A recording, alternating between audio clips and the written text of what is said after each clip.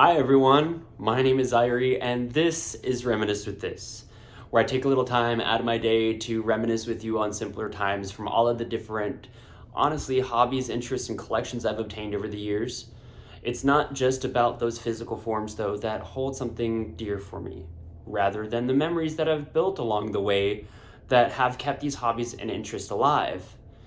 And honestly, I wouldn't be who I am today without the memories I've made along the way.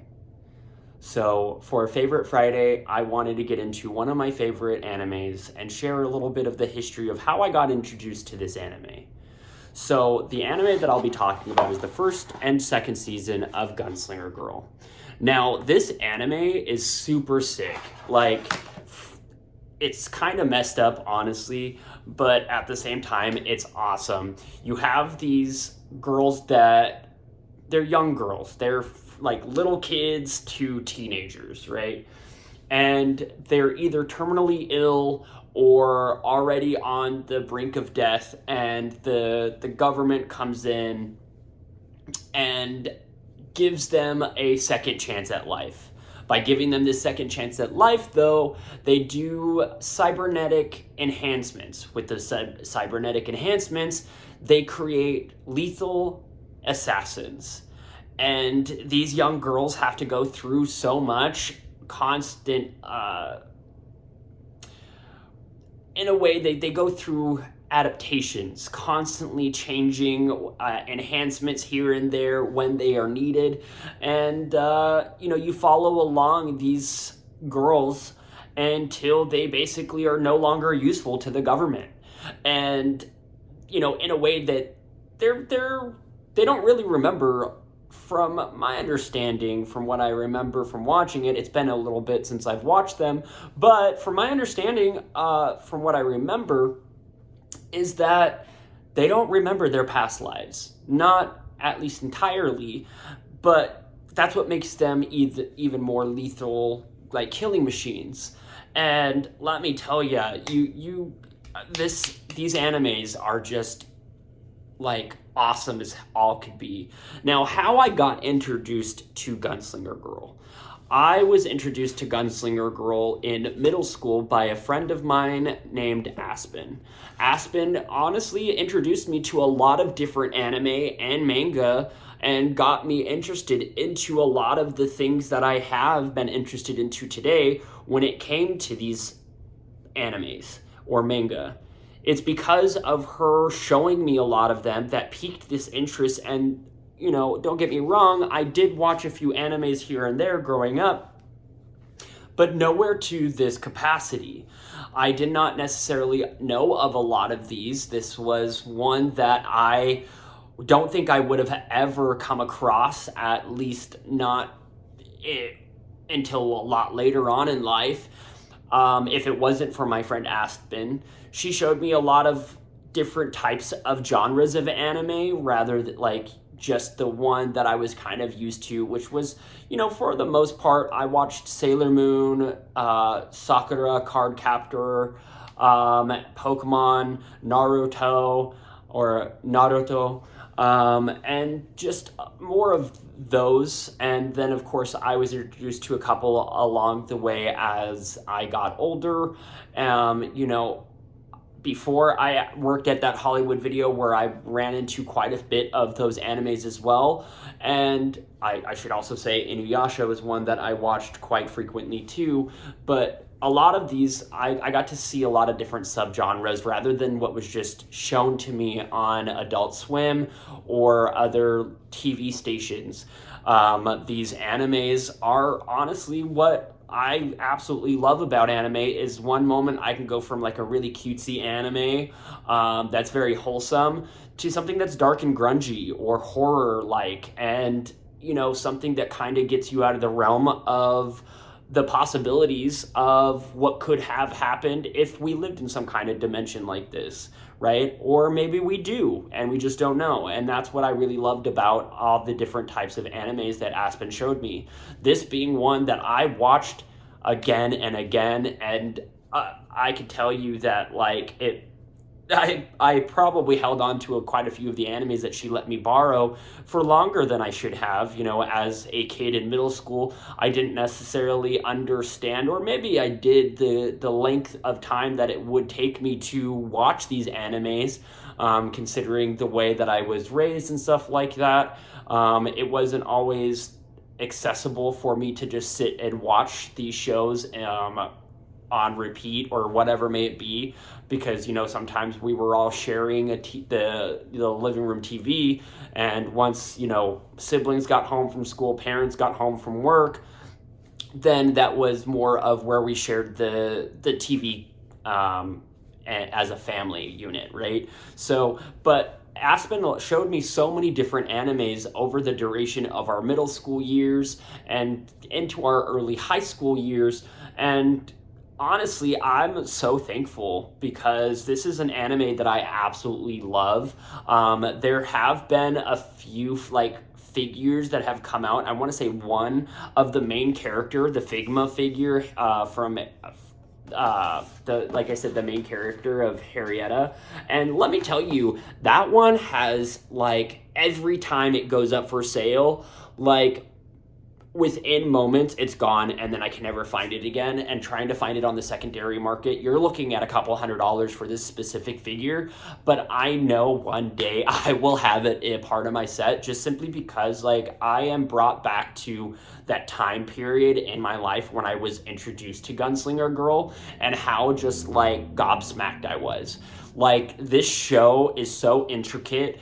It is definitely a sadder story for the girls, but then you also get to see how the second life that they get to have now is a little bit more of, it's not all just about being an assassin. There are times that they are still treated like little children, from their handlers. Now, some of their handlers suck and only treat them for what they are, and that's a weapon.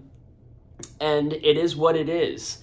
Like I said, you follow these different girls. There's quite a few of them, and then there's from what I remember, a singular boy, but he's part of, in a way, the enemy, right? He's kind of in a different organization that is what this type of assassin group is trying to take out, and there's a lot of interactions of trying to do so. And so I honestly love this anime, and the secondary anime, the second season, I should say. Now, the art styles do change from the first and second anime, as the second one tries to be a little bit more of an adaptation from the mangas themselves, a little bit more true to that nature, where the first one is not that it's too far from it. It's just, when it comes to the art styles and things like that, at least from my perspective, the art style tends to be a little bit more true to the manga on the second season, where the first season is just, I really loved this art style. This is what got me into it. Now, don't get me wrong, I liked the second season. I liked a lot of this, but it kind of reminds me of when they originally released Sailor Moon, right? That anime style is what we grew up watching and enjoying, and then they came out with Sailor Moon Crystal. It was a little bit of a time before we got used to that art style, unless we read the manga. But even so, the manga was, at least for myself, a little bit more true to the anime series art style wise, until they got a footholding in exactly how they wanted to portray or do a certain art style with Sailor Moon, and it kind of got better as the seasons progressed. But I digress. This one still holds its own. I definitely love that it still continues the pattern of the girls being these assassins. And like I said, you go through these trials and tribulations with these girls themselves. They are what they are. They're girls trained to be assassins. So not everything's going to be perfect. Not everything is going to be all sunshine and rainbows, but they are very skilled, and they're very talented, and at the same time, they're innocent and naive. They only know what they're told in the sense of an assignment. And you kind of feel for these girls and their development in these programs, because yes, they get a second chance at life, but at what cost, right? Like, they don't ever get to see their families ever again. They're now in a place where they have a handler that's constantly watching over them. They're having to do constant adjustments for their cybernetics and things like that. And, some of them over time, there's only so many adjustments that you can make on a cybernetic before they become obsolete. And at that point, what do you do with them, right? And I'm not trying to spoil too much of the anime here, but it's quite sad when you see these girls that have the second opportunity at life that they get is in a place where they don't really remember what was worth living for in the first place. And only what they know to live for now is what is told to them and the structure that is built for them. And that's where, it's that hard boundary of like, damn, this is a really good anime, but damn, I feel for these girls in some capacity that, they are what they are. They're children. And, and that's what I think makes them really good assassins, primarily because they are these children, and you would never really know that they are assassins unless you are from an organization that knows of these types of assassins. But for the most part, they are very skilled fighters and skilled marksmanship. Like, they have skilled marksmanship, and they're just. It's wild. It's a wild roller coaster from start to finish. And like I said, the art style changes from the first anime to the second. Now, it doesn't negate how amazing this series is. And I honestly only found out about the second season much later on in life, after I had already watched the first season. Now, I watched that first season, like I said, in middle school, but I didn't know of the second season until, I want to say, around, probably like 2019, 2020, maybe around that time period. And I was able to find this, and I was like, did I miss something? I want to say it was on Mercari or Mercari, I forget how you say it, but I found it, I think, on there. When I was actually looking up this one, because one of the discs actually don't necessarily work too well. It's kind of scratched up from how much I've played it over the years. And as the second season, as I was scrolling trying to find just the one specific disc, because I really don't want to replace all of them, I found this one, and I was like, am I missing something? Did I miss something? And then I just ordered it. I was like, you know what, whatever. Maybe this is just a newer version of the original. Maybe this is the whatever may it be, maybe they're coming out with a 15th anniversary or whatever, something kind of like that, right? And lo and behold, when I started watching it, I was like, this is not like the first one. And then to come find out it was the second season. And so, of course, watching it through, I was just, I fell back in love with the show. Of course, like I said, you feel for these characters because, of course, the circumstances they got put in to be in this position, it's very unfortunate, right? Their lives were coming to an end at some capacity, and only to be saved just to be a military weapon is very unfortunate, especially due to the circumstances. They aren't at all involved with their families anymore. They're in what feels like a dormitory, and they don't really ever get to be, for the most part, like regular children. When they're on assignments, it's always, they can act like children and they do some kind of children-like things with their handlers, but for what it is, it's not like that. It's under some kind of guise, right? It's some kind of guise that, we're staking out and whatnot. So they're getting ice cream or whatever. It's kind of like that kind of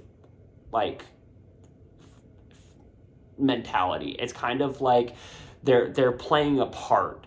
And every now and again they get to like I said, act like children, but it's very few and far between. Like there's so much less of them being children because they have programmed them to forget about being children. They have tendencies every now and again of children, like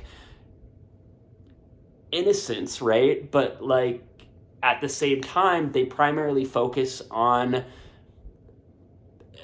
really instilling into these children that they are assassins first.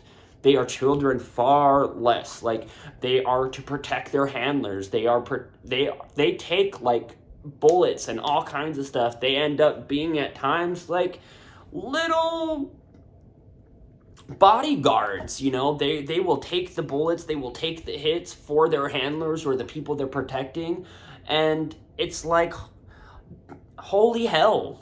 It, like I said, you feel for these kids, but at the same time they're so efficient with what they do. It's like I could see how this could play out in the real world, right? It's kind of, you don't know who they are or anything of that nature because they blend in so well with the younger society. But again, at what cost does this bring them? And again, though, I love this anime. I love this from start to finish. And I highly recommend taking a look into Gunslinger Girl and get to know all the girls that come from this. Like I said, the more of the main characters, Harrietta and Henrietta. Oh my goodness gracious. I might have just butchered that. It's been quite some time. Let's see if I am saying that correctly. Because there are quite a few girls here. And I want to say that I am saying it correctly, but I could be completely wrong here. Anyways, I digress. But definitely check into these animes. See these girls at firsthand. See where you fall in love with each character, and the one specifically you do see a little bit more. I want to say it's Henrietta, not Harrietta, but Henrietta. And let me tell you, you really do fall in love with these girls. You fall in love with their characters, but it's such an awesome show that they have flaws. They're under the cybernetic enhancements, they are still human. So that's what you kind of play into when watching this anime. So, I'm trying to tiptoe over, trying to dive into too much where I'm spoiling anything, because even though this anime has been out since, like, I want to say 2008, maybe before then, I don't want to spoil it for anybody that might be watching it for the first time. I'm hoping that what I'm saying is enough to get you interested in watching this show, because honestly, it's well worth that watch. It's a 10 out of 10. For me personally, it may not be for you, but I like these different types of animes. Like I said, I like the different genres that really make you think about a different form of perspective when it comes to animes and how they handle certain things, like I was talking about Puella yesterday. That's one that you see these girls making a contract and getting screwed in the end.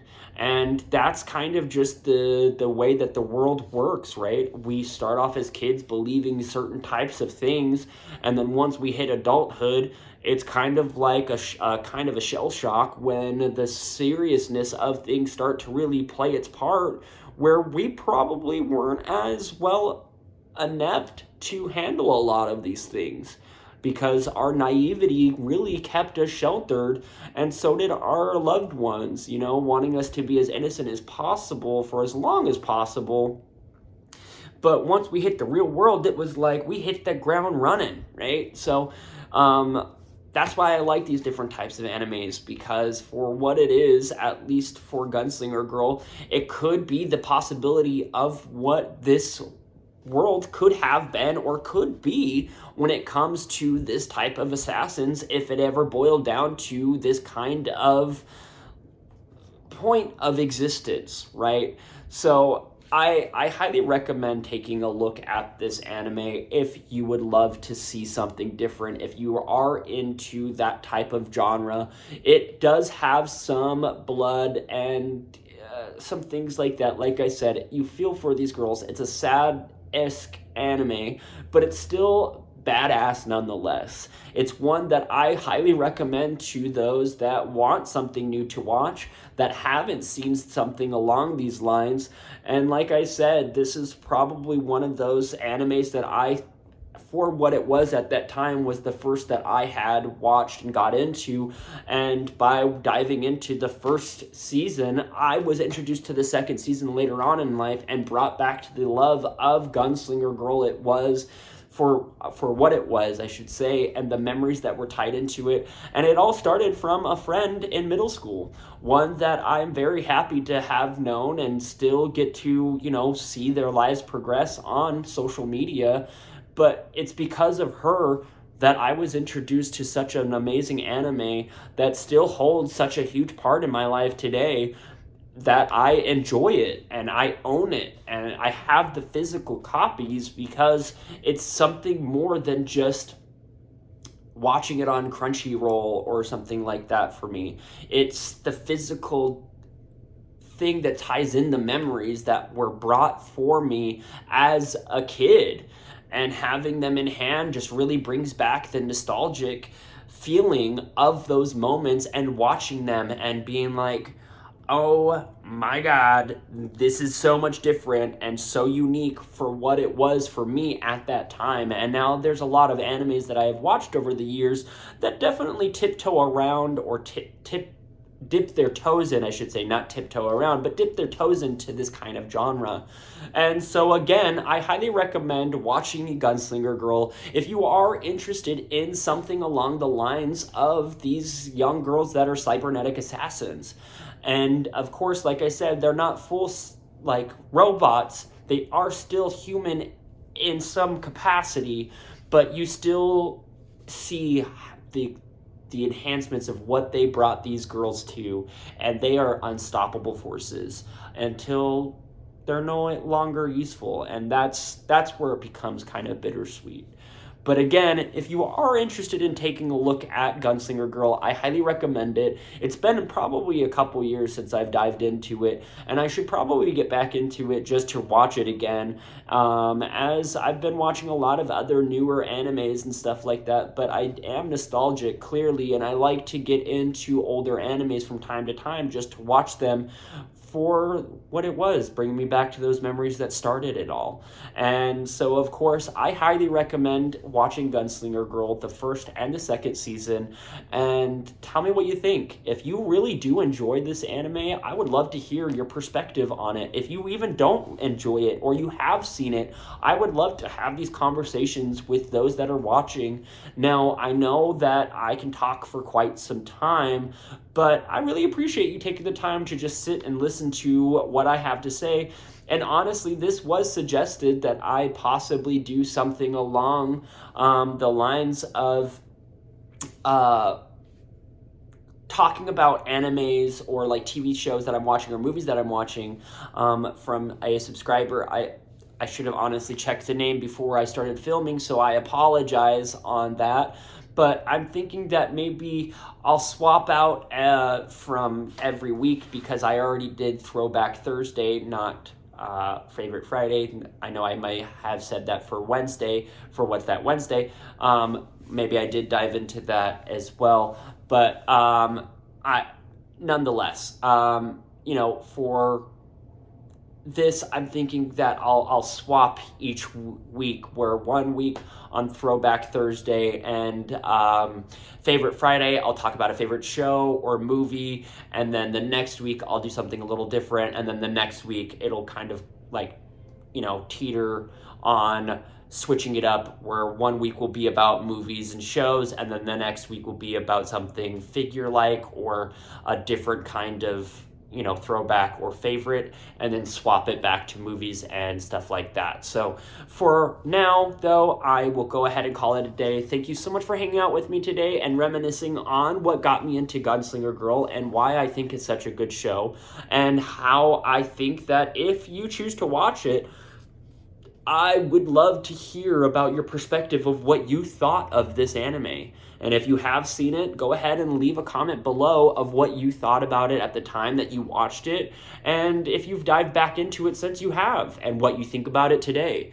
So with that being said, thank you again for reminiscing with me on, what is it, Friday? It's favorite Friday.